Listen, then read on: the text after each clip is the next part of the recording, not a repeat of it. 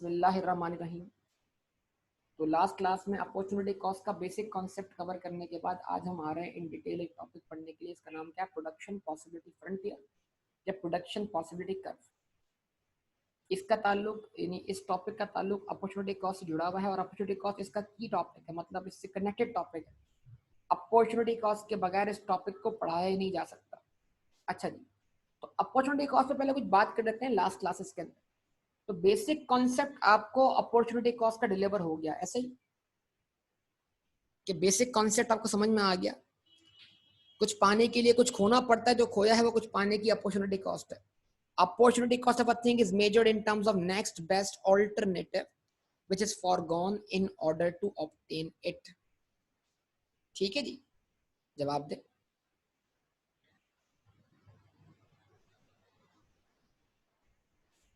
सही है बेटा। अच्छा जी, थोड़ा सा अपॉर्चुनिटी कॉस्ट को और प्रैक्टिकल जाके देखते हैं मजीद। अपॉर्चुनिटी कॉस्ट को और प्रैक्टिकल बना के देखते हैं। फिर सवाल करूंगा आपसे कि सीए क्वालिफाई करने के बाद इंशाल्लाह आप जॉब करेंगे या बिजनेस करेंगे? एट अ टाइम दो में से कोई एक काम बताइएगा। सीए क्वालिफाई करने के बाद आप जॉब करेंगे या बिजनेस करेंगे? तो वही बात है कि बहुत से लोगों का जवाब होगा बिजनेस और बहुत से लोगों का जवाब होगा जॉब। लेकिन जिन लोगों का जवाब होगा बिजनेस, तो इसका मतलब क्या हुआ? बिजनेस करने के लिए या बिजनेस के प्रॉफिट कमाने के लिए उन्होंने जॉब से मिलने वाली सैलरी को अपॉर्चुनिटी कॉस्ट बना दिया। यस और नो? बिजनेस करने के लिए या बिजनेस के प्रॉफिट्स कमाने के लिए जॉब से मिलने वाली सैलरी को आपने अपॉर्चुनिटी कॉस्ट बना दिया। यस और नो? तो this is what practical example of opportunity cost. ठीक है, अब समझिएगा जरा बात को। अगर कोई शख्स बिजनेस कर रहा है तो वो जॉब नहीं कर रहा, अगर वो खुद एक्टिवली उसमें काम कर रहा है। नंबर 2, अगर पैसा भी उसका अपना लगा हुआ है। देखो मैंने उस दिन कहा था ना, ये रिसोर्स इकोनॉमिक्स जो कहते हैं ना, फैक्टर्स ऑफ प्रोडक्शन को चारों को अलग अलग करके देखो। तो चारों को अलग अलग करके देखने का कॉन्सेप्ट इसलिए है कि अपॉर्चुनिटी कॉस्ट देखो। अगर आप बिजनेस कर रहे हो, उसमें आप खुद काम करते हो, तो आप अपने आप को बतौर लेबर भी देखो। अगर आप बिजनेस कर रहे हो, उसमें पैसा आपका लगा हुआ है, तो अपने आप को आप बतौर कैपिटलिस्ट अलग से देखो। अगर आप बिजनेस कर रहे हो तो आपने अगर अपनी प्रॉपर्टी बिजनेस में लगाई हुई है, तो आप उसको बतौर लैंडलॉर्ड भी देखो। और एट द एंड आप बिजनेस कर रहे हो, अपने आप को एंटरप्रेन्योर देखो। अब जरा समझना, अगर मैं बिजनेस ना करता तो प्रॉपर्टी मैंने किसी को रेंट पे दी हुई होती।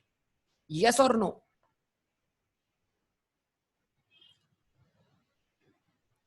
अगर मैं बिजनेस ना करता तो मैं कहीं पे जॉब करता। यस और नो? अगर मैं बिजनेस ना करता तो जो बिजनेस में मैंने कैपिटल लगाया हुआ है, सरमाया लगाया हुआ है, वो किसी बैंक में रखा होता और बैंक से मुझे क्या मिलता? इंटरेस्ट मिलता। इंटरेस्ट मिलता। यस और नो? तो अगर ये चारों काम मैं खुद ही कर रहा हूं, फिर भी मुझे क्या करना है? अपने आप को देखना है बतौर लैंडलॉर्ड, बतौर लेबर, बतौर कैपिटलिस्ट। क्यों? क्योंकि मुझे अपॉर्चुनिटी कॉस्ट निकालनी है। मुझे अपॉर्चुनिटी कॉस्ट निकालनी, मुझे ये देखना है कि क्या मेरा प्रॉफिट मेरी अपॉर्चुनिटी कॉस्ट को कवर करता है। मुझे एक सवाल का जवाब चाहिए, why I am in this business. अगर मैं बिजनेस को बेस्ट मानता हूं तो मैंने बाकी तमाम ऑप्शंस को सेकंड बेस्ट मान लिया। तो अगर बिजनेस बेस्ट है तो ये बिजनेस मुझे मेरी अपॉर्चुनिटी कॉस्ट से ज्यादा कमा के देगा। यस और नो? इस बिजनेस के प्रॉफिट्स इतने सफिशिएंट होने चाहिए, इस बिजनेस के प्रॉफिट्स इतने सफिशिएंट होने चाहिए कि वो हमारी प्रॉपर्टी का रेंट भी कवर कर सके जो मैंने सैक्रिफाइस कर दिया। वो बतौर लेबर आपकी सैलरी को भी कवर कर सके, वो बतौर कैपिटलिस्ट वो आपके इंटरेस्ट को भी कवर कर सके। तो अगर आपके बिजनेस के प्रॉफिट्स इतने हैं कि वो आपकी अपॉर्चुनिटी कॉस्ट को कवर करते हैं कि आपने यही अपॉर्चुनिटी सेक्रीफाइस कर दी इस बिजनेस को करने के लिए, और ये बिजनेस आपको इतना कमा के दे रहा है। मिसाल के तौर पे एक मिसाल लेते हैं, इसको फिर मैं आगे बढ़ाऊंगा जल्दी से। कोई फर्ज करते हैं कि आपकी प्रॉपर्टी, जिस प्रॉपर्टी पे आप बिजनेस कर रहे हो, अगर आप उस पे बिजनेस ना करते, वो प्रॉपर्टी आपको 1 लाख रुपए पर मंथ रेंट जनरेट करके देती, तो 1 लाख को मल्टीप्लाई बाय 12 कर दो, आंसर क्या आएगा बेटा? 12 लाख रुपए। जवाब दो यार, सब लोग रिस्पॉन्स करो। नंबर 2, अगर आप खुद कहीं पे जॉब करते, फॉर एग्जाम्पल, तो आपको 50,000 रुपए पर मंथ क्या मिलती? सैलरी मिलती। 50,000 को मल्टीप्लाइड बाय 12 करो तो 6 लाख बनेगा। अब उसके बाद आपने अपने बिजनेस में 10 लाख रुपए इन्वेस्ट किए हैं। ये 10 लाख रुपए अगर बैंक में रखे होते तो बैंक इस पर 1 साल का 10% इंटरेस्ट देता। 10 लाख का 10%, 10 लाख का 10%, 1 लाख। अब जरा बताइए बिजनेस करने की अपॉर्चुनिटी कॉस्ट क्या हुई? सर बिजनेस करने की अपॉर्चुनिटी कॉस्ट हुई 12 लाख का रेंट सेक्रीफाइस कर दिया, 6 लाख सैलरी सेक्रीफाइस कर दी, 1 लाख का इंटरेस्ट सेक्रीफाइस कर दिया। 12 लाख, 6 लाख और 1 लाख कुल मिला के कितने हुए? 19 लाख। अब जरा बताइए अगर ये बिजनेस मुझे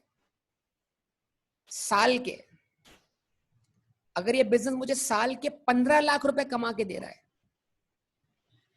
तो अपॉर्चुनिटी कॉस्ट के कॉन्सेप्ट के लिहाज से मैं फायदे में हूं, नुकसान में हूं? अकाउंटिंग की बात नहीं कर रहा, अपॉर्चुनिटी कॉस्ट की बात कर रहा हूं।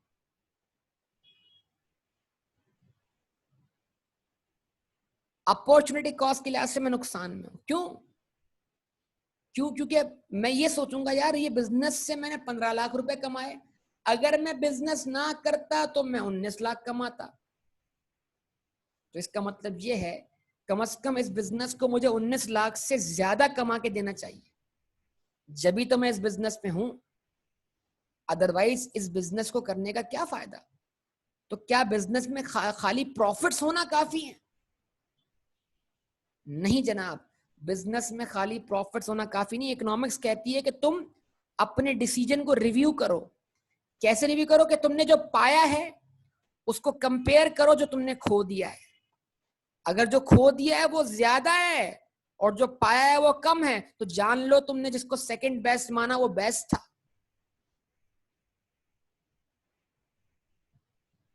इसका मतलब अपॉर्चुनिटी कॉस्ट जो है वो हमें डिसीजन मेकिंग सिखाती है। क्या सिखाती है? डिसीजन मेकिंग, कि जो हमने फैसला लिया था माजी में वो सही था या गलत था। क्या ख्याल है बेटा? जवाब दे। अपॉर्चुनिटी कॉस्ट हमें डिसीजन सिखाती है कि हमने जो फैसला किया था माजी में वो सही था या गलत था। ठीक है जी, तो उम्मीद करता हूं आपको अपॉर्चुनिटी कॉस्ट की प्रैक्टिकल साइड भी समझ में आ गई होगी। ठीक है, जवाब दे। अच्छा जी, अब ये बताइए कि गवर्नमेंट अपॉर्चुनिटी कॉस्ट बियर करती है? क्या गवर्नमेंट अपॉर्चुनिटी कॉस्ट बियर करती है?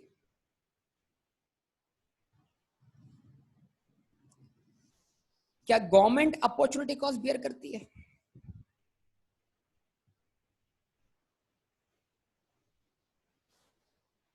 गवर्नमेंट अपना बजट एलोकेट करती है। गवर्नमेंट का रिसोर्स क्या है? उसका बजट है। यस और नो? और गवर्नमेंट का बजट महदूद है, लामहदूद है? गवर्नमेंट को अपना बजट पूरा पड़ता है या हमेशा कम ही पड़ता है? महदूद है। तो इसका मतलब गवर्नमेंट ने डिसाइड ये करना है कि कौन से काम करने और कौन से काम नहीं करने।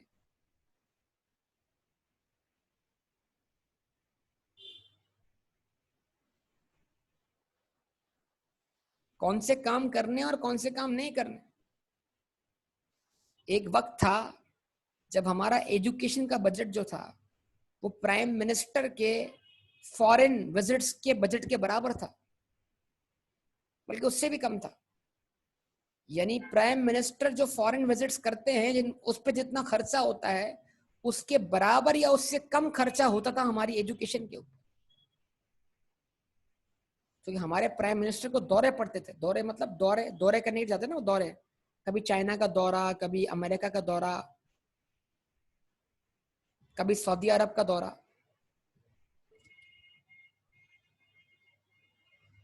तो हमारे प्राइम मिनिस्टर को दौरे पड़ते थे, वो दौरे बहुत करते थे। उनके इलाज भी पाकिस्तान से बाहर होते थे, पता है आपको?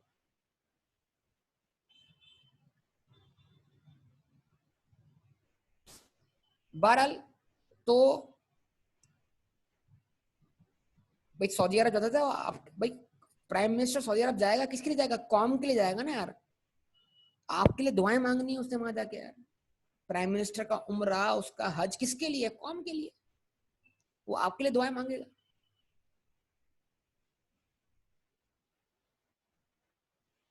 ठीक है। बहरहाल भाई दौरे करना तो जरूरी है बेटा, इसलिए कि आपको मुल्कों से ताल्लुकात बनाने पड़ते हैं। ठीक है, दौरे करना जरूरी है, लेकिन एजुकेशन का बजट भी मेंटेन करना जरूरी है। मतलब अब इसका मतलब क्या है कि अगर दौरों पर बजट ज्यादा लगाया जा रहा है, सर समझिएगा मैं बोलना चाहता हूं, अगर प्राइम मिनिस्टर के दौरों पर बजट ज्यादा लगाया जा रहा है, ठीक है, तो इसका मतलब क्या हुआ? तो कहीं ना कहीं तो बजट कम हो रहा है ना।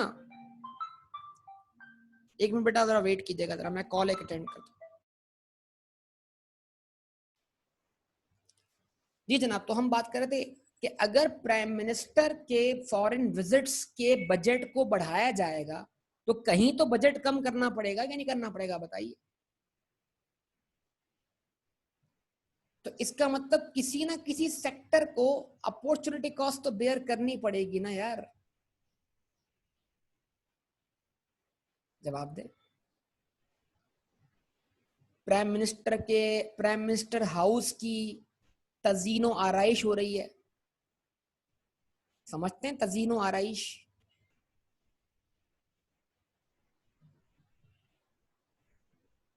सजावट बोल दे। और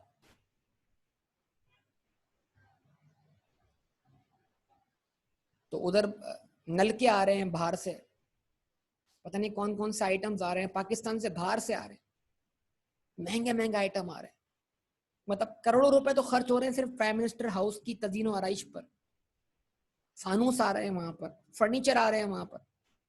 ये सारा पैसा अवाम का खर्च हो रहा है। अब जाहिर सी बात, जब ये अवाम का पैसा खर्च हो रहा है तो ये अवाम के किसी हिस्से को मार कर खर्च हो रहा है, या किसी चीज को अपॉर्चुनिटी कॉस्ट बना के खर्च हो रहा है। क्या ख्याल है आप लोग? मैं ये नहीं कहना चाहता कि opportunity cost is negative, sometime it is positive. अगर किसी गलत चीज को, अगर मैं प्राइम मिनिस्टर हाउस के खर्चे कम कर दूं, जैसे कि वहां पे इलेक्ट्रिसिटी, एसी, वहां पे नंबर ऑफ एम्प्लॉइज, उनको रिड्यूस कर दूं और वहां से पैसा बचाकर मैं कहीं और लगाऊं, तो फिर इसका मतलब क्या है कि अब अपॉर्चुनिटी कॉस्ट सही सेंस में इस्तेमाल हुई। जो गैर जरूरी खर्चे थे उनको कम कर दिया और वो पैसा बचा के अच्छी जगह स्पेंड कर दिया। क्या ख्याल है आप लोग?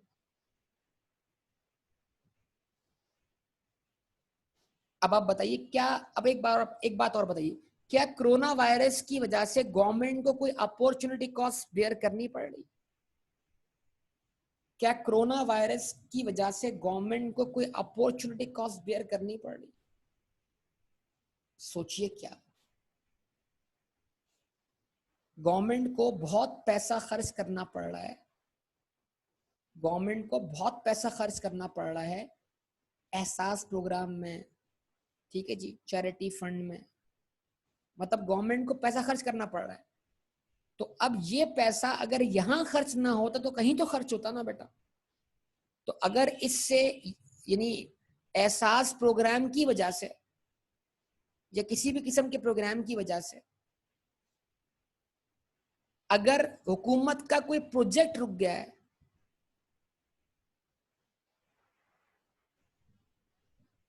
बेटा मिल तो रहा है, लेकिन ये बात मैं नहीं कर रहा, मिलने की बात कोई नहीं कर रहा ना मिलने की बात थोड़ी हो रही है। आप बीच में बात शुरू से सुनो, ठीक है। तो क्या बोल रहा हूं, ये पैसा गवर्नमेंट के यहां स्पेंड होने की वजह से हो सकता है कोई पुल, कोई मेट्रो, कोई और प्रोजेक्ट, कोई डैम, कोई बड़ा प्रोजेक्ट लेट हो जाए, उस पर फंड्स अप्लाई ना हो सके। क्या ख्याल है? तो कहीं से तो पैसा किसी किसी का हिस्सा निकाल के कहीं तो लगाना पड़ेगा ना। कुछ समझ में आती है बात या नहीं आती? जवाब दे बेटा। तो अगर आप एहसास प्रोग्राम चला रहे हैं, उस पर आप पैसा स्पेंड कर रहे हैं, अगर ये पैसा यहां खर्च ना होता तो कहीं तो खर्च होता ना। कहीं पे रोड बन जाता, कहीं पे डैम बन जाता, कहीं पे स्कूल बन जाता, कहीं पे कॉलेज बन जाता, कहीं पे हॉस्पिटल बन जाता। तो इसका मतलब क्या है, every decision involves opportunity cost.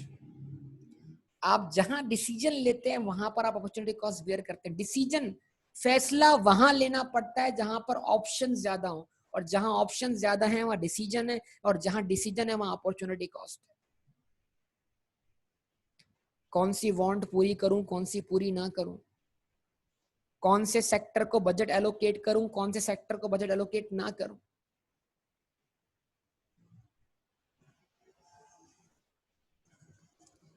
इस साल तो डिफेंस ने अपना बजट कम कर दिया, फौज ने अपना बजट कम कर दिया, और वो बजट कहीं और एलोकेट हो गया। हमारा डिफेंस बजट कर्टेल हुआ इस साल, पता है आपको इस बात का?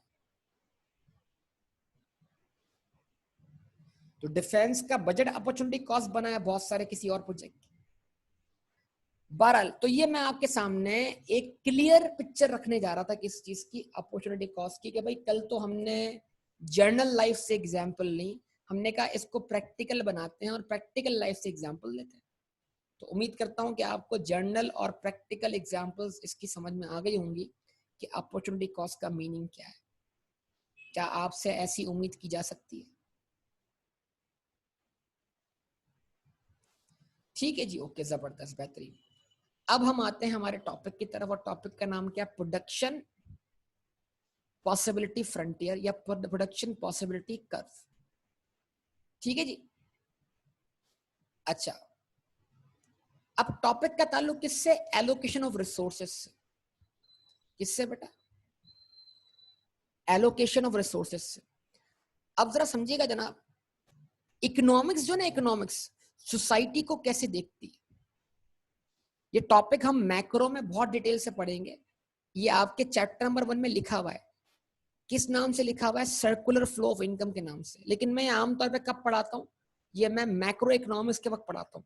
तो एक बात मेरी जहन में रखिएगा बेटा, आपको शायद ऐसा लगे कि मैंने किताब का कोई टॉपिक छोड़ दिया है, लेकिन मेरे पढ़ाने की तरतीब किताब वाली नहीं है। मैं टॉपिक उठाता हूँ सीक्वेंस के लिहाज से। किस सीक्वेंस के लिहाज से? जो चेन टू चेन बन जाए, मतलब कड़ी से कड़ी जुड़ जाए। किताब वाली तरतीब फॉलो करना जरूरी नहीं है। जो किताब से टॉपिक होता जाए आप उसको मार्क करते जाए। मैं जो टॉपिक छोड़ूंगा उसको मैं किसी और प्लेस पर, जहां उसका प्लेस बनेगा, उस पॉइंट पे मैं आपको पढ़ाऊंगा। ठीक है जी। तो इस बात को ध्यान में रख। कल भी मेरे पास एक स्टूडेंट ने मुझसे सवाल किया अकाउंटिंग के मुतालिक, कि अकाउंटिंग के चैप्टर नंबर में थ्योरी लिखी हुई है, उन्होंने कहा क्या आप ये पढ़ाएंगे? मैंने कहा ऑब्वियसली पढ़ाएंगे, लेकिन पढ़ने का सही वक्त होना चाहिए। उस पॉइंट पे पढ़ाएंगे जब हम इसको पढ़ने के काबिल बन जाएंगे। तो जरूरी नहीं जो किताब का चैप्टर नंबर 1 हो वो चैप्टर नंबर 1 से किताब शुरू की जाए, ये जरूरी नहीं है। किताब पढ़ाना वहां से शुरू किया जाएगा। मैंने इकोनॉमिक्स को इकोनॉमिक्स से नहीं पढ़ाया, मैंने इकोनॉमिक्स को वांट से पढ़ाया। अगर मैं पहली क्लास में इकोनॉमिक्स की डेफिनेशन रखता, यकीन माने आपको कुछ समझ नहीं लगती। तो पहले हम इकोनॉमिक्स की डेफिनेशन में उस पॉइंट पे पहुंचे जहां पर हम इकोनॉमिक्स की बेसिक अंडरस्टैंडिंग डेवलप कर सकें। तो बाज जगहों पे ग्राउंड तैयार करना होता है, ठीक है। तो इस चीज को मद्देनजर रखिएगा, कोई भी इस किस्म का कोई कंफ्यूजन हो तो मुझसे जरूर पूछ लीजिएगा कि भाई मैं ऐसा क्यों कर रहा हूँ। तो पढ़ाऊंगा मैं अपनी तरतीब से, आप स्टडी टेक्स्ट फॉलो करेंगे, वहां आप चीजों को मार्क करते रहेंगे, हाँ भाई सर ने ये पढ़ा दिया, ये पढ़ा दिया, ये टॉपिक कवर हो गया। करते करते इंशाल्लाह तकरीबन सारी चीजें कवर हो जाएंगी। एक दो मतलब चीजें होंगी जो मैं आपको बोलूंगा आप पढ़िए, ऐसा होगा, कुछ चीजें आप पे भी छोड़ी जाएंगी, लेकिन मुश्किल से वो चीजें क्या होंगी, किताब का ज्यादा में ज्यादा कितना होगा, 5% हो सकता है, 5% एरिया हो सकता है मुश्किल से, उससे ज्यादा नहीं हो सकता कि मैं बोलूंगा अब इस चीज को आप कवर कर लें या इसको आप रीड कर लें। ये टॉपिक बिल्कुल उस टॉपिक जैसा है, बस क्या करना है, अल्फाज चेंज करने, कॉन्सेप्ट डेवलप हो चुका है, अब आप उसको लिख के लिए असाइनमेंट कर लें तो समझ लें 100% में से 5% चीजें शायद आपकी असाइनमेंट बन जाए। ये टॉपिक आप समझ चुके हैं, अब आप उसको आप खुद से कवर कर सकते हैं, ठीक है जी। तो नाउ प्रोडक्शन पॉसिबिलिटी फ्रंटियर, ये कर्व, इस टॉपिक का ताल्लुक किस चीज से, रिसोर्सेज की एलोकेशन से। इकोनॉमिक्स जो है सोसाइटी, माशरे को किस नजर से देखती है, तो जब हम इकोनॉमिक्स को सोसाइटी की नजर से देखते हैं तो सोसाइटी दो टुकड़ों में टूट जाती है, दो हिस्सों में टूट जाती है। एक टुकड़े को हम बोलते हैं हाउस होल्ड्स, हाउस होल्ड्स आसान लफ्जों में कंज्यूमर्स जिनकी वांट्स है, और दूसरा हिस्सा जो उनको बोलते हैं फर्म्स, फर्म्स मतलब प्रोड्यूसर्स, जो गुड्स एंड सर्विसेज प्रोड्यूस करेंगे हाउस होल्ड्स की वांट्स को पूरा करने के लिए, ठीक है जी। तो प्रोडक्शन किसने करनी है, फर्म्स ने, बिजनेस ने, और बिजनेसेस क्या करेंगे, अपने रिसोर्सेज इस्तेमाल करेंगे चीजें प्रोड्यूस करने के लिए। जवाब दीजिए बेटा। लेकिन सोसाइटी के अंदर एक और एजेंट भी है जो इन दोनों को कंट्रोल करता है, वो कौन है, गवर्नमेंट। तो सोसाइटी में गवर्नमेंट भी है, और गवर्नमेंट क्या करेगी, गवर्नमेंट भी अपने रिसोर्सेज को एलोकेट करेगी। तो जो टॉपिक हम पढ़ने जा रहे हैं प्रोडक्शन पॉसिबिलिटी फ्रंटियर, उसका ताल्लुक दो लोगों से। या तो ये कॉन्सेप्ट अप्लाई करें आप किस पर, फर्म्स पर, फर्म्स मतलब प्रोड्यूसर्स, फर्म्स मतलब सेलर्स, जो रिसोर्सेज को इस्तेमाल कर रहे हैं, जो फैक्टर्स ऑफ प्रोडक्शन को यूज कर रहे हैं ताकि वो गुड्स एंड सर्विसेज क्या कर सकें, प्रोड्यूस कर सकें, ठीक है। और दूसरा ये कॉन्सेप्ट किस पे अप्लाई होगा, गवर्नमेंट के ऊपर, कि गवर्नमेंट भी अपना बजट बनाती है, गवर्नमेंट भी रिसोर्सेज को एलोकेट करती है डिफरेंट सेक्टर्स के। तो मैं ये टॉपिक आपको पढ़ा रहा हूं गवर्नमेंट के रेफरेंस से, ठीक है जी। ये मैं आपको पढ़ा रहा हूं किसके रेफरेंस से, किसके रेफरेंस से पढ़ा रहा हूं,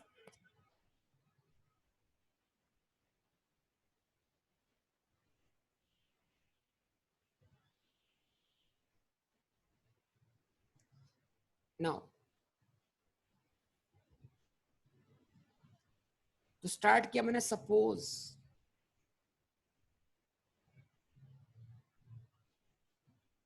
a country is producing, country, country का मतलब क्या है, कंट्री, कंट्री किसी के कंट्रोल में होगा, वो कंट्रोल किसका होगा, गवर्नमेंट का।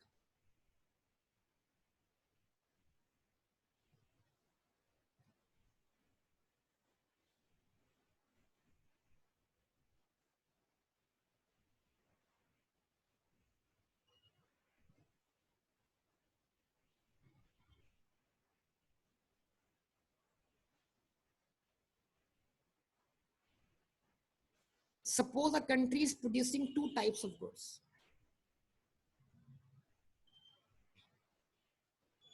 Number one,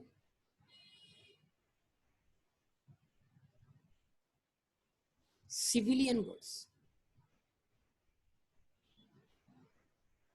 Number two,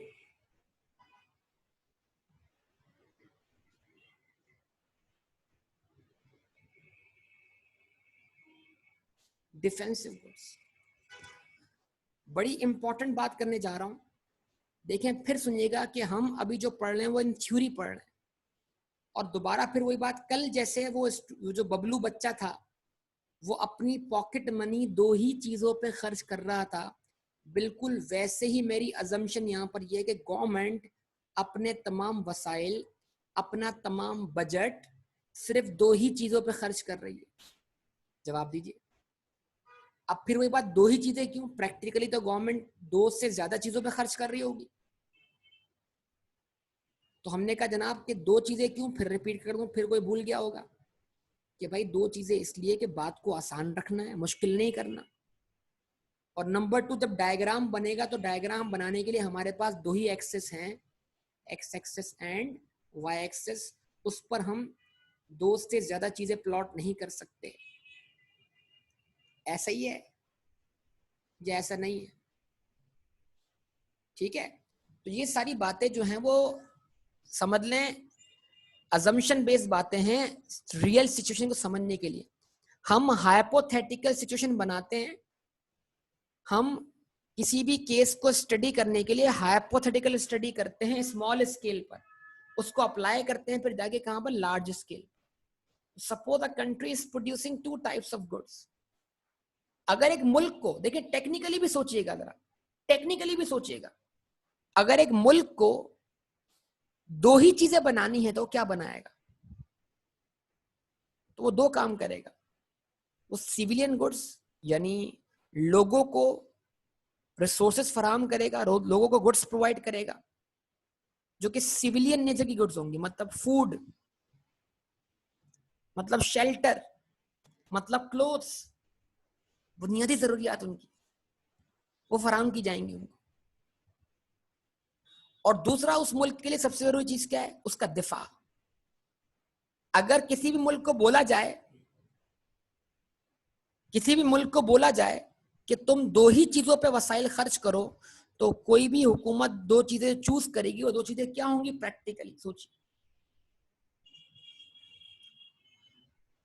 खाएंगे और लड़ेंगे, लड़ने के लिए तैयार रहेंगे।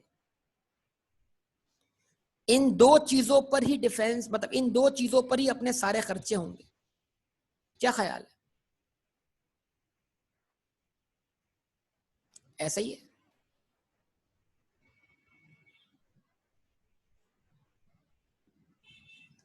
अच्छा जी, अब मैं इसको थोड़ा एक्सपेंड करता हूं मजीद। Civilian goods, for example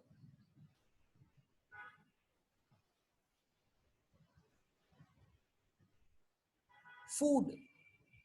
Defensive goods, for example,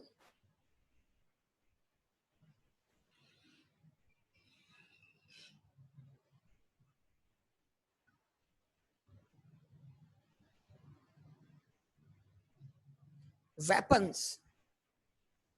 ठीक है,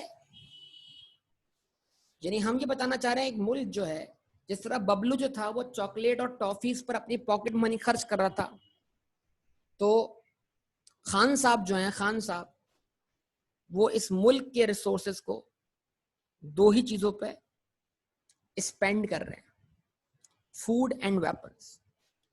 चाहे यहां तक कोई मसला किसी को बेटा? ठीक है जनाब, आगे लिखता हूं मैं।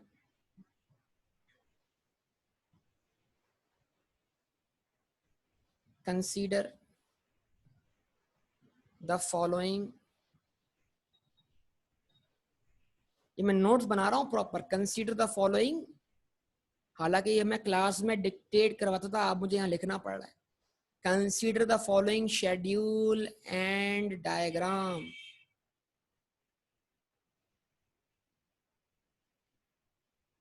Consider the following schedule and diagram.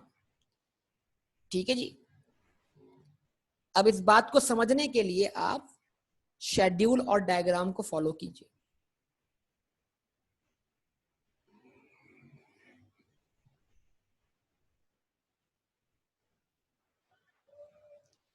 Combination,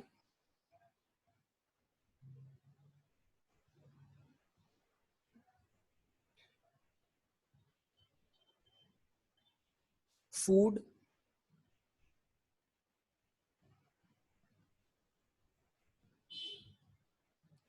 weapons, OC opportunity cost.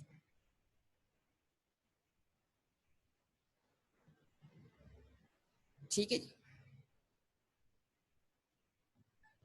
Combination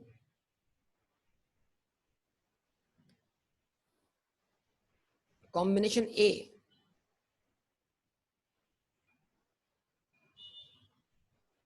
zero food,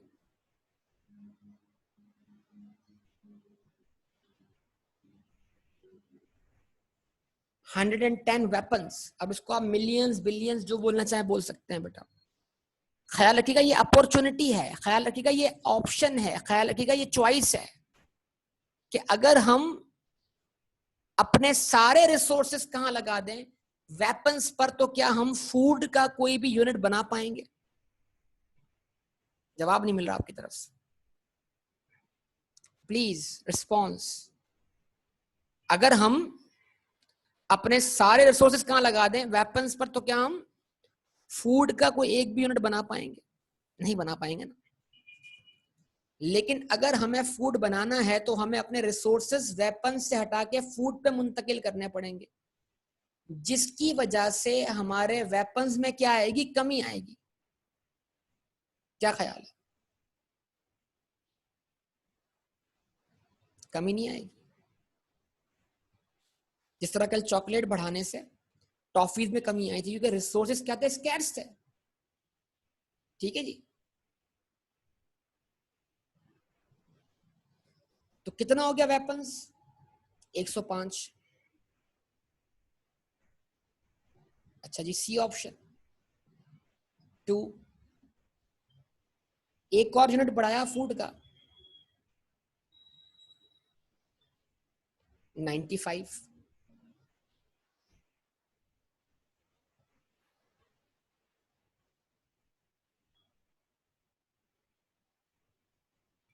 ठीक है जी। ओके, उसके बाद कॉम्बिनेशन डी, एक और यूनिट बढ़ाया फूड का, कितना कर दिया इसको?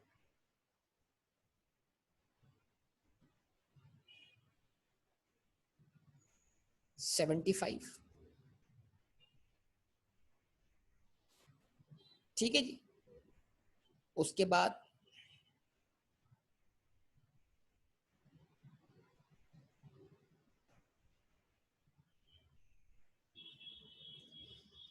एक और यूनिट बढ़ाया फूड का, तो कितना कर दिया इसको?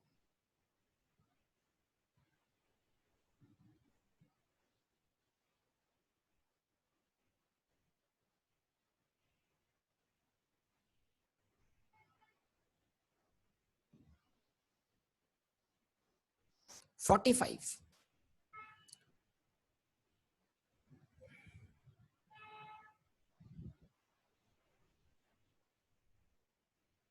एक और यूनिट बनाया फूड का, तो क्या कर दिया इसको? 0।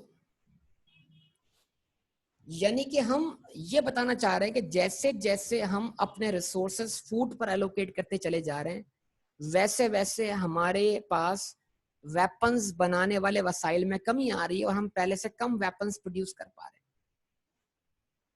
ठीक है जी। अभी कोई टॉपिक शुरू नहीं हुआ, अभी खाली डेटा आपके सामने रखा गया है। इस डेटा से ही हम समझेंगे इस टॉपिक को। ठीक है। अब आपके दो टास्क हैं। वो दो टास्क क्या है? एक तो आप इसकी वर्कआउट करें अपॉर्चुनिटी कॉस्ट। क्या आप अपॉर्चुनिटी कॉस्ट वर्कआउट कर सकते हैं इसकी? कल जो फॉर्मूला आपको सिखाया गया था, जवाब दें। क्या आप अपॉर्चुनिटी कॉस्ट वर्कआउट कर सकते हैं? गुड। और नंबर 2, इसका बनाएंगे डायग्राम, और अपना अपना डायग्राम बनाकर आप मुझे उसका फोटो खींचकर ग्रुप पे सेंड करेंगे।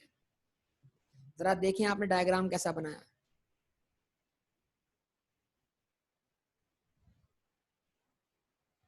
चले जी, शुरू हो जाए फिर।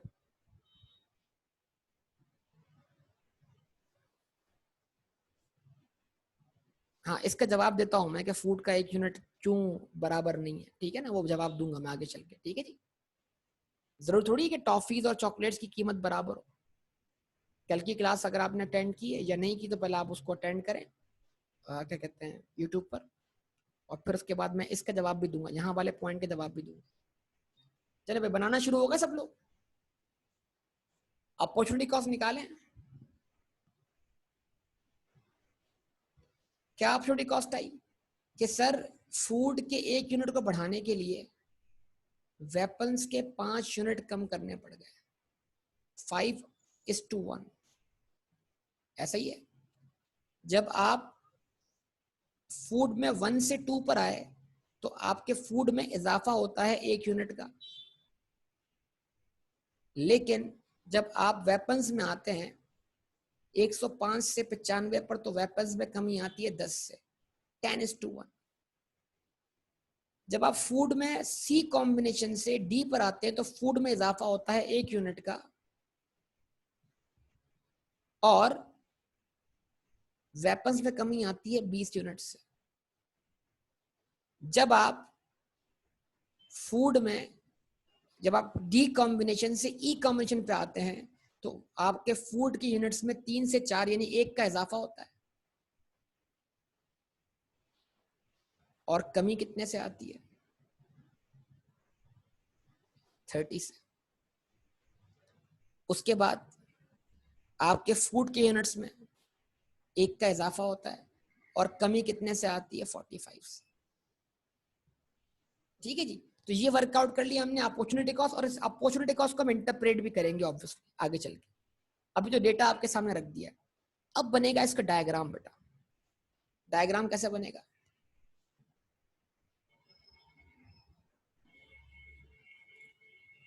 आप बना रहे हैं साथ से डायग्राम, और डायग्राम जैसा भी हो आप भेज देगा मुझे।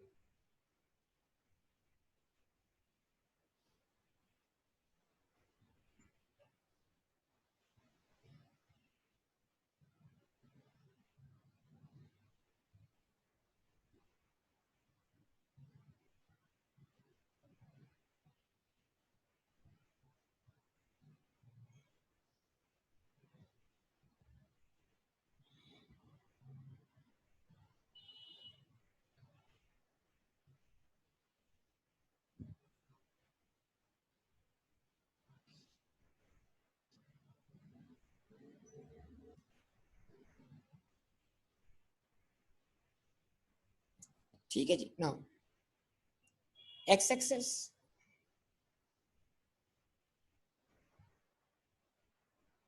फूड, वाई एक्सेस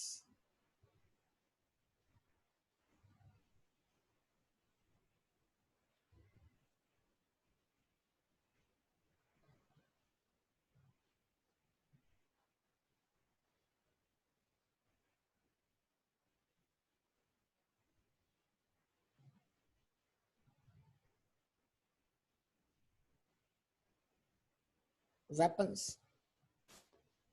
ठीक है जी। ना उसके बाद फूड 1 यूनिट, 2 यूनिट्स, 3,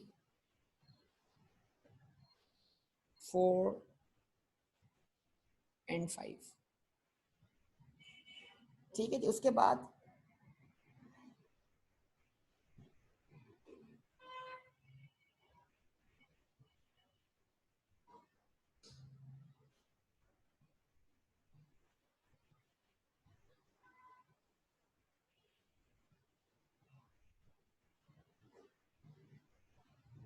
1, 2, 3,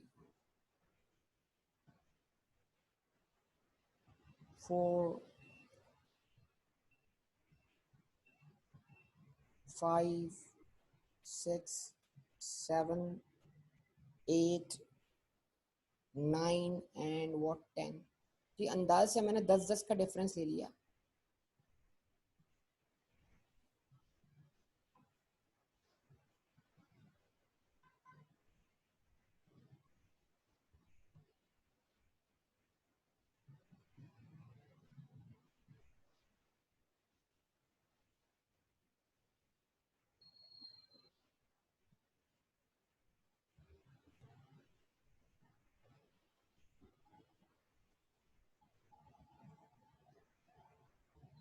ठीक है जी। 10, 20, 30, 40, 50, 60, 70, 80, 90, 100 and 110. ठीक है जी. अब इस चीज को देखिए आप. तो स्टार्ट हमने कहां से लिया?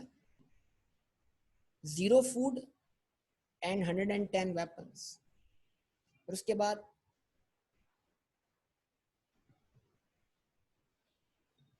1 unit of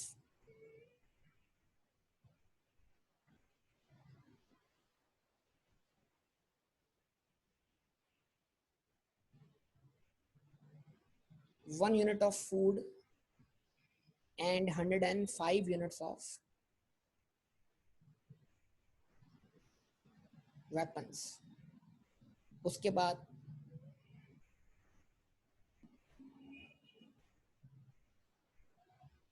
2 units of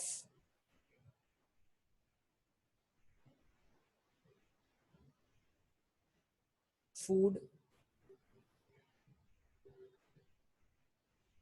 and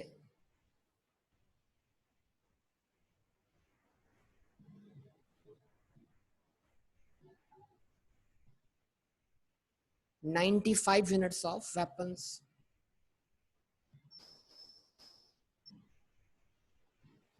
Then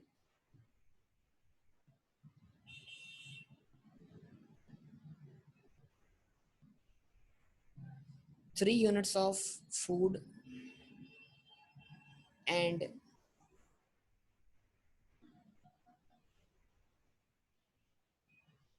75 units of weapons.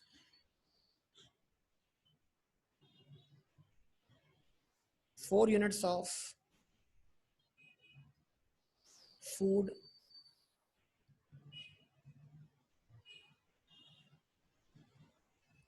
and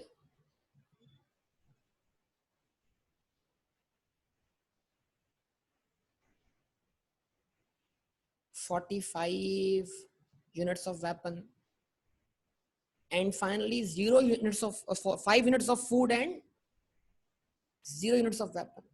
अब अगर मैं इनको मिला दूं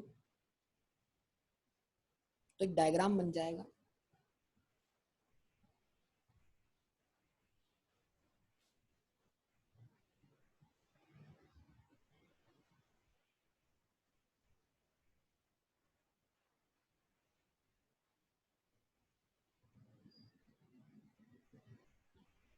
ठीक है जी.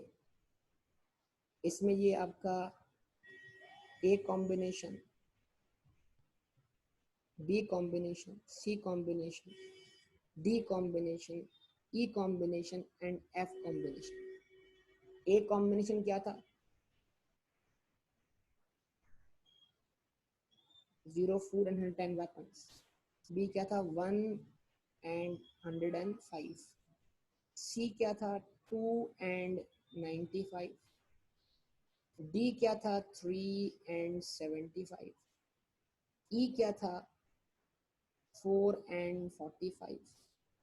और F क्या था? 5,0. यस जनाब, देखिए डायग्राम आपके सामने. क्या आपने बना लिया डायग्राम?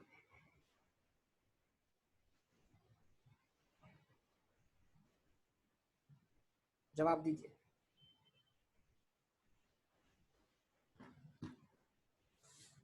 गुड.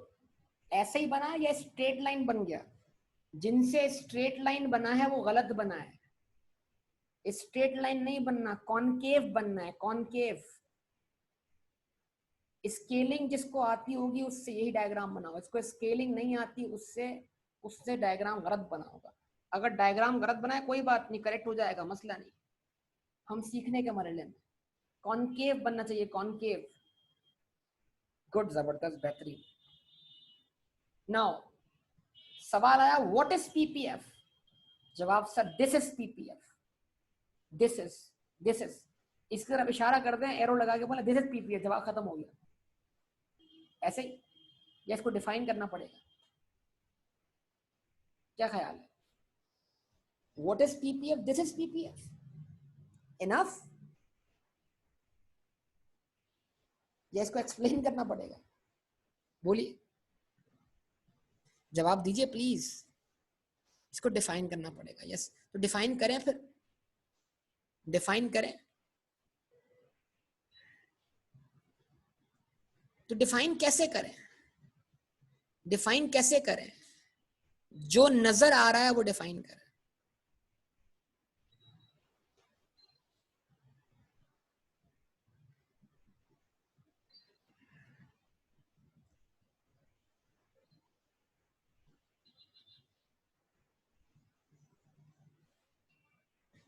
जो नजर आ रहा है वो डिफाइन करें। ऑब्वियसली जवाब दूंगा, अब जल्दी में बहुत ज्यादा, ठीक है? सारे जवाब आएंगे, थोड़ा सब्र का मुजाहरा, ठीक है जी? Okay, what is PPF? तो हम बोलेंगे from the above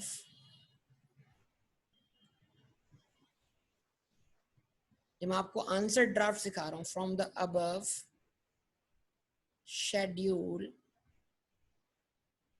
and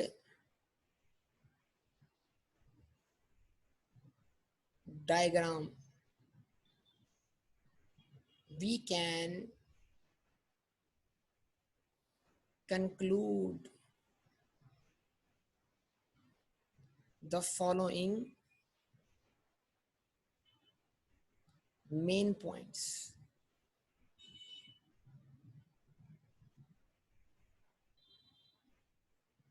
number 1, अगर हम ऊपर मौजूद शेड्यूल और डायग्राम को देखें, उन पे नजर दौड़ाएं, तो हम क्या कंक्लूड कर सकते हैं? बड़ा आसान, पीपीएफ इज नथिंग। हमें पीपीएफ कुछ भी दिखाई नहीं देता सिवाय इसके, नथिंग बट। नथिंग लगा के बट लगा दिया, इफेक्ट कैंसिल हो गया। PPF is nothing but what? But a line. PPF is nothing but a line.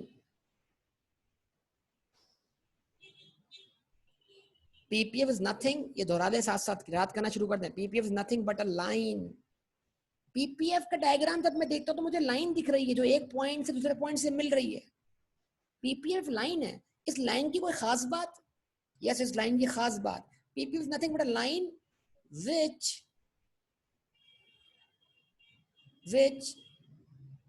graphically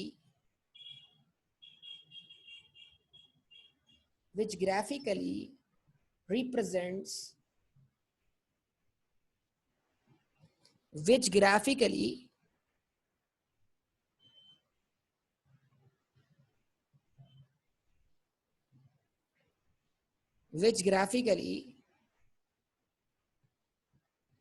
which graphically represents different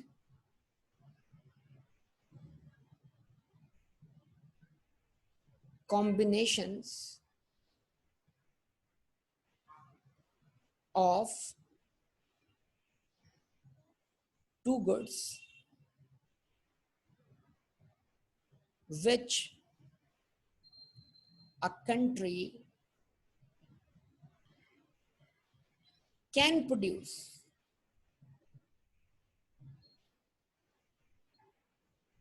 Which a country can produce by employing all its resources most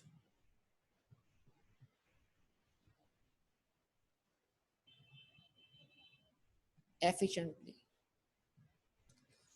ठीक है बेटा, ये एक line लिखवाई मैंने आपको। PPF को define किया यार। पीपीएफ एक लाइन है, मतलब लाइन है, लेकिन इस लाइन की खास बात क्या है, ये लाइन ग्राफिकली रिप्रेजेंट कर रही है, किस चीज को रिप्रेजेंट कर रही है सर? इस लाइन पर हमें मुख्तलिफ किस्म के कॉम्बिनेशन दिख रहे हैं, ए भी दिख रहा है, बी भी दिख रहा है, सी भी दिख रहा है, डी भी दिख रहा है, ई भी दिख रहा है। ये कॉम्बिनेशन किसके हैं? दो गुड्स के, जो एक कंट्री प्रोड्यूस कर रहा है। कैसे प्रोड्यूस कर रहा है? अपने तमाम रिसोर्सेस को इस्तेमाल करके, मोस्ट एफिशिएंट, बगैर रिसोर्सेस को जाया किए।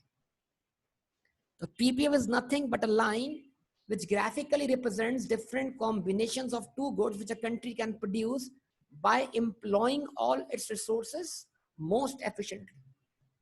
जवाब दीजिए, जवाब दीजिए बेटा। ये लाइन समझ में आती है आपको सब लोग? PPF is nothing but a line which graphically represents different combination of two goods which a country can produce by employing all its resources most efficient. कि इस लाइन पर जितने भी कॉम्बिनेशन है वो रिसोर्सेस का एफिशिएंट यूज इस्तेमाल कर रहे हैं।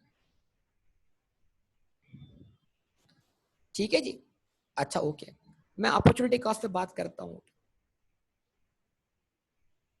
अब उसके बाद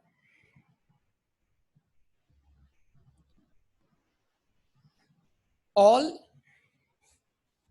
लाइन ऑफ बेस्ट फिट नहीं है। लाइन ऑफ बेस्ट फिट तो स्ट्रेट लाइन बनेगी ना बेटा, वो तो स्ट्रेट लाइन बन जाती है, वो तो कर्व को भी स्ट्रेट कर देगी ना line of best, regression line बोलते हैं। ये रिसोर्सेस की लाइन है। All the combination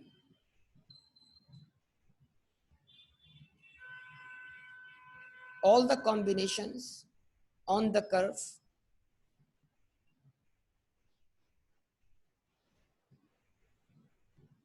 all the combination curves are choices. All the combination on the curve are choices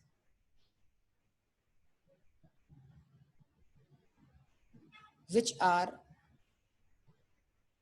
available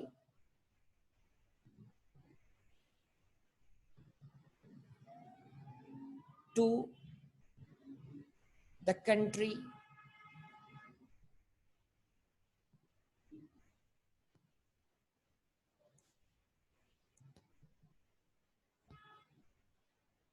using its resources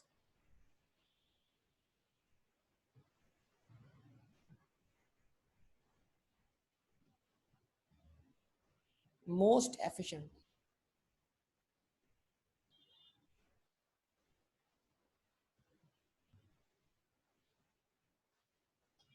जितने भी कॉम्बिनेशन है वो चॉइसेस हैं, कि चाहे तो कंट्री चॉइस नंबर ए की तरफ जाए, ऑप्शन ए की तरफ जाए, चाहे तो कंट्री, इस तरह कल बबलू के पास बहुत सारी चॉइसेस थी, याद होगा।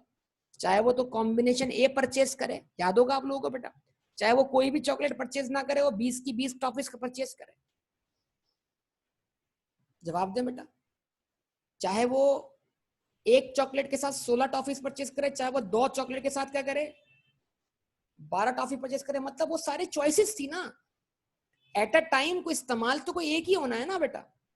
तो all the combinations on the curve are choices which are available to the country using its resources most efficiently. तो A से लेकर F तक choices हैं जो एक कंट्री के पास अवेलेबल हैं, वो चाहे तो इनमें से किसी भी एक कॉम्बिनेशन को इस्तेमाल कर सकता है जिसको वो सूटेबल समझेगा। अच्छा, बबलू वाले केस में सुनिएगा बात, बबलू वाले केस में तो 0 चॉकलेट और 20 टॉफी समझ में आता था सर। यहां पर 0 फूड और 110 वेपन्स समझ से बाहर है कि क्या कंट्री, कोई कंट्री इस चॉइस की तरफ भी जा सकता है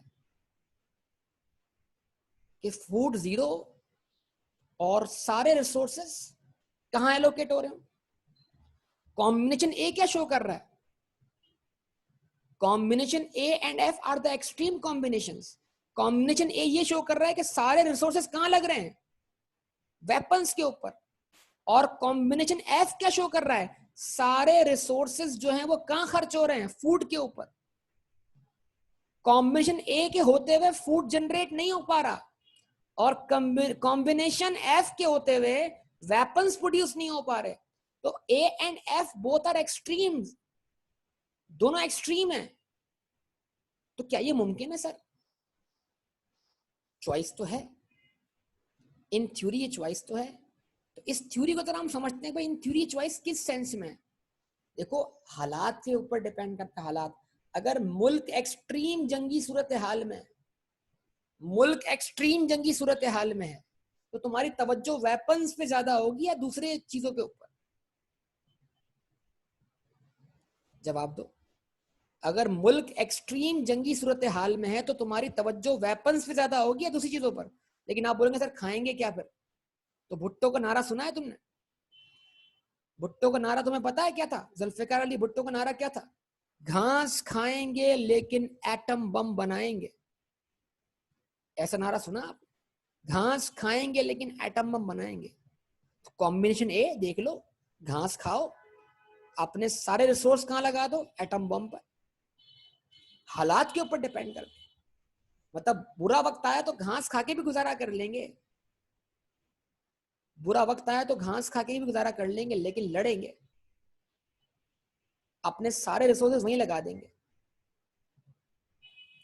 कुछ समझे बात या नहीं?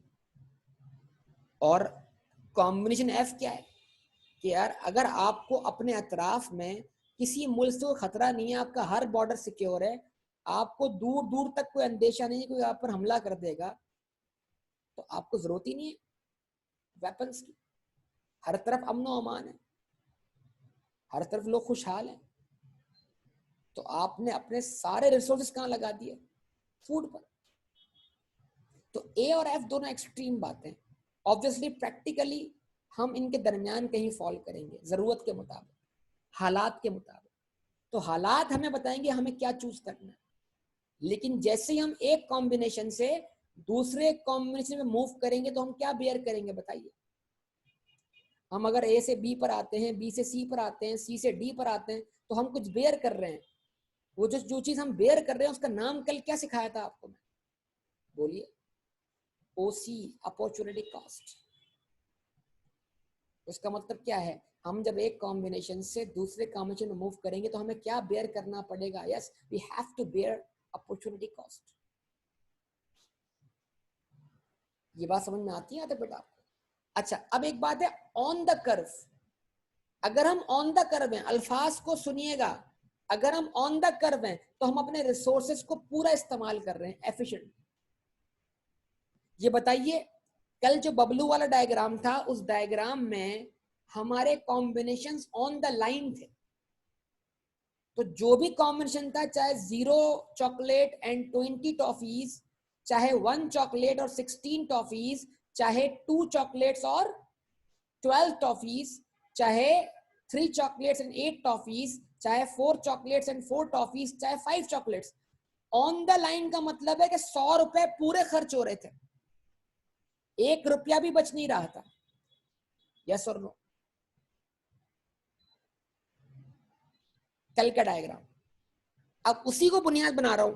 यहां भी ऑन द कर्व होने का मतलब क्या है कि हम अपने तमाम फैक्टर्स ऑफ प्रोडक्शन को यूटिलाइज कर रहे हैं। लैंड, लेबर, कैपिटल, एंटरप्रेन्योरशिप, सब रिसोर्सेज क्या हो रहे हैं? पूरी तरह एम्प्लॉयड हो रहे हैं। कोई बेरोजगारी नहीं है। सब लोग जो हैं वो क्या है? सब लोग जो हैं वो क्या है? फुल यूटिलाइज हो रहे हैं। सारे रिसोर्सेज इस्तेमाल हो रहे हैं। तमाम लेबर्स जो मुल्क में जितने भी लेबर्स हैं वो सब काम पे लगे हुए हैं।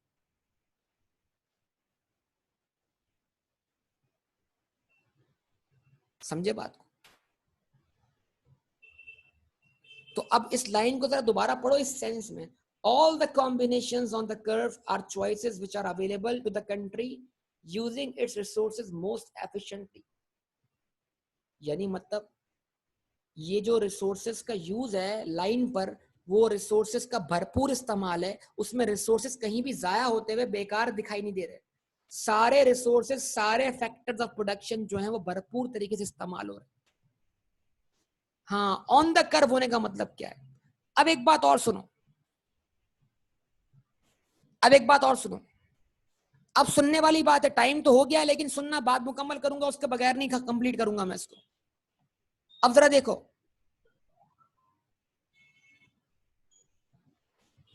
एक पॉइंट मार्क किया, ये point inside the curve mark किया, जवाब दो। ये point inside the curve mark किया, यस। इस पॉइंट को नाम देता हूं जी का। कॉम्बिनेशन जी के बारे में क्या बोलेंगे? क्या कॉम्बिनेशन है जी?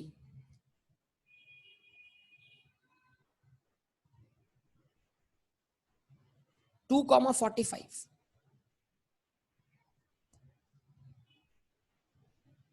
2,45, क्या ख्याल है इसके बारे में? No, no moderate combination, no. अगर मैं 2,45 पर हूं तो मैं बगैर अपॉर्चुनिटी कॉस्ट बियर किए मैं 4,45 पे भी आ सकता हूं। क्विक देखिए, मैं 2,45 पर हूं लेकिन मैं 4,45 पे जा सकता हूं। तो जब मैं बगैर अपॉर्चुनिटी कॉस्ट बियर किए, जब मैं बगैर अपॉर्चुनिटी कॉस्ट बियर किए किसी भी एक्स या वाई की वैल्यू को बढ़ा सकता हूं, इसका मतलब यह है कि मैं अपने रिसोर्सेज को फुल यूटिलाइज नहीं कर रहा, पूरी तरह इस्तेमाल नहीं कर रहा, रिसोर्सेज मेरे पूरी तरह इस्तेमाल नहीं हो रहे। क्या ख्याल है? यानी मैं टू को बढ़ा के 4 कर दूं तो मेरे लिए 4,45 भी पॉसिबल है। और जब मैं 2,45 से 4,45 पर आता हूं तो मेरे लिए वेपन्स में कोई कमी वाकया नहीं होती। क्या ख्याल है, बताइए जरा। तो 2,45 क्या रिप्रेजेंट कर रहा है? 2,45 रिप्रेजेंट कर रहा है inefficient use of resources. 2,45 represent कर रहा है अनएम्प्लॉयमेंट, बेरोजगारी। वसाइल तो ज्यादा हैं, प्रोडक्शन कम है। वसाइल तो ज्यादा हैं, चीजें कम बनाई जा रही हैं। तो कुछ लोग बेकार बैठे में, वो इस्तेमाल नहीं हो पा रहे, तो रिसोर्सेज क्या हो रहे हैं? पड़े पड़े जाया हो रहे हैं। तो on the curve means efficient use of resources, inside the curve means inefficient use of resources. क्या ख्याल है? अच्छा जी, अब एक चीज और देखते हैं।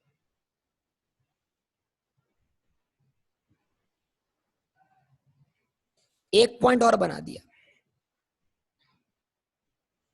ये क्या है?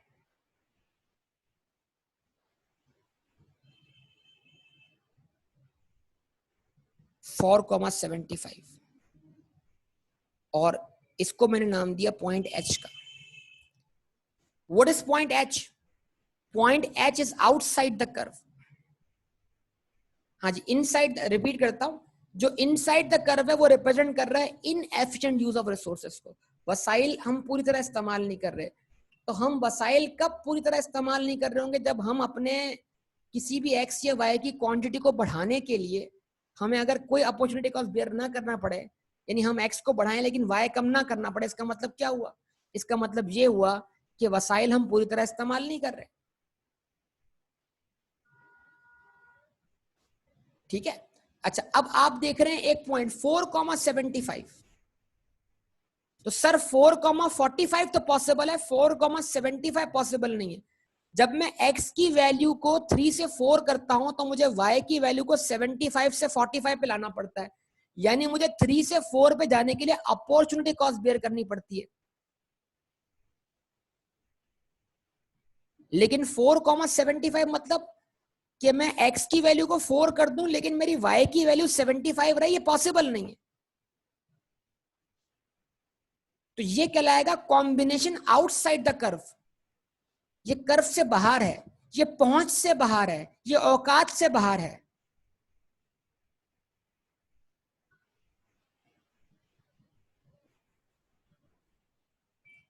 अब मेरी बात सुनिएगा, लीनियर प्रोग्रामिंग सीखिए। लीनियर प्रोग्रामिंग, लीनियर प्रोग्रामिंग सीखी है आप लोगों ने? अब यहां से दिखा दूं मैं आपको लीनियर प्रोग्रामिंग। ये जो ये जो ग्रीन लाइन है, जो कर्व की लाइन है, इससे अगर मैं शेडिंग करूं नीचे की तरफ तो वो सब कुछ मेरे लिए बनाना पॉसिबल है, लेकिन मैं इस ग्रीन लाइन से ऊपर नहीं आ सकता क्योंकि ये ग्रीन लाइन मेरी लिमिट है, मेरे रिसोर्सेज की लिमिट है। मेरे रिसोर्सेज में रहते हुए ग्रीन लाइन या ग्रीन लाइन से नीचे बनाना, प्रोडक्शन करना पॉसिबल है। मेरे रिसोर्सेज में रहते हुए ग्रीन लाइन या ग्रीन लाइन से ऊपर, ग्रीन लाइन से ऊपर जाना पॉसिबल नहीं है। ये देखें, लीनियर प्रोग्रामिंग भी आ गई आपके पास यहाँ पर। तो मेरी पॉसिबिलिटीज जो भी हैं वो ग्रीन लाइन के अंदर अंदर है, मेरी पॉसिबिलिटीज ग्रीन लाइन से बाहर है ही नहीं। क्यों? क्योंकि ये लाइन मेरे रिसोर्सेज को रिप्रेजेंट कर रही है, और इस लाइन को मैंने नाम क्या दिया? फ्रंटियर। सुनिएगा, फ्रंटियर। और फ्रंटियर का मतलब क्या होता है? बॉर्डर। बॉर्डर का मतलब होता है सरहद, सरहद का मतलब होता है हद, और ये हद है, ये सरहद है। किसकी सरहद है? रिसोर्सेस की सरहद है। तो जो कुछ भी मेरे रिसोर्सेस से बाहर होगा वो मेरी पहुंच से बाहर होगा, वो मेरे फिजिबल रीजन से बाहर होगा, बिल्कुल। और वो चीज बनाना मेरे लिए इस मौजूदा वसाइल में मुमकिन नहीं है। क्या कहते हैं? जवाब दीजिए। तो मैं अब दो जुमले ऐड कर रहा हूं, पॉइंट नंबर 3 और पॉइंट नंबर 4 के तौर पर। क्या आप लिख लेंगे उन दो जुमलों को या मैं ही लिखूं बोर्ड पर? पॉइंट नंबर 3 और पॉइंट नंबर 4 के तौर पे मैं दो जुमले ऐड कर रहा हूं। Point number 3, all the combinations. Point number 3 लिखवा रहा हूं, all the combinations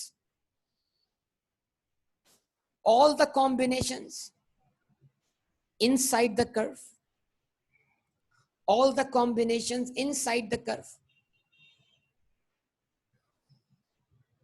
all the combinations inside the curve represent inefficient use of resources.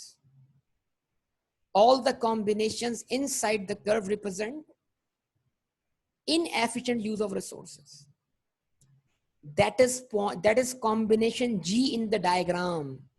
That is combination G in the diagram. जैसे कि हमें combination G दिख रहा है डायग्राम में। हुसैन बेटा लिख लो यार, लिख लो। All the combination, टाइम नहीं है वरना मैं लिख देता, अगली क्लास का टाइम हो रहा है। All the combinations inside the curve, all the combinations inside the curve represent inefficient use of resources. That is point G in the diagram.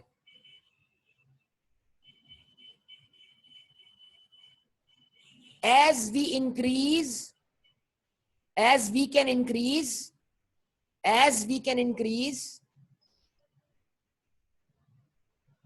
as we can increase। अब देखो यार, ये रिपीट वाला मसला हो जाएगा ना। अब मुझे लिखना ही पड़ जाएगा मसला ये। आवाज चली गई है। चलें भाई अगले पेज पे देखें। Number 3rd point,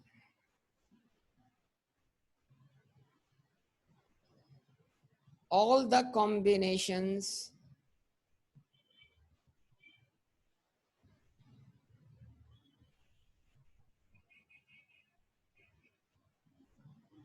inside the curve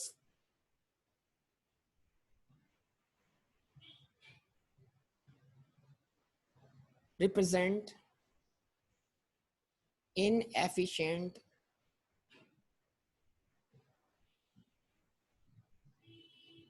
use of resources. That is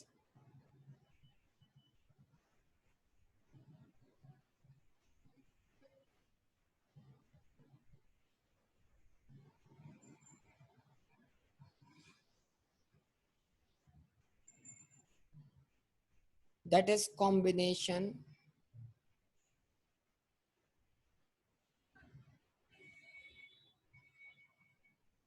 G in the diagram.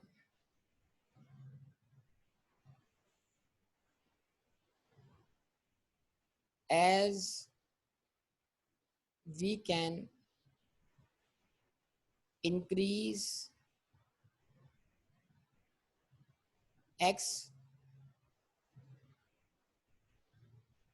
without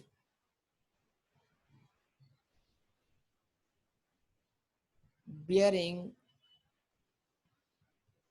opportunity cost.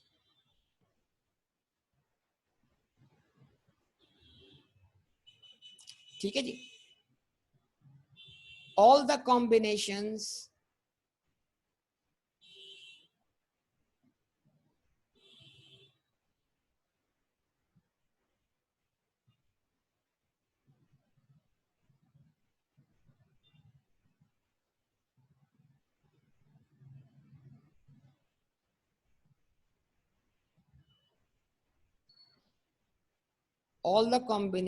outside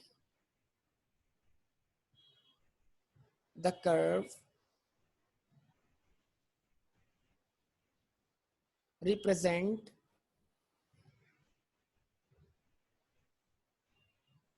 inefficient use of resources. That is combination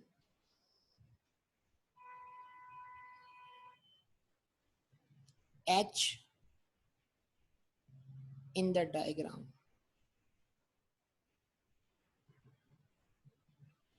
As we cannot increase X without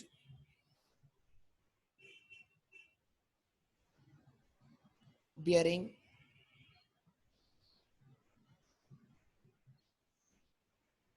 opportunity cost.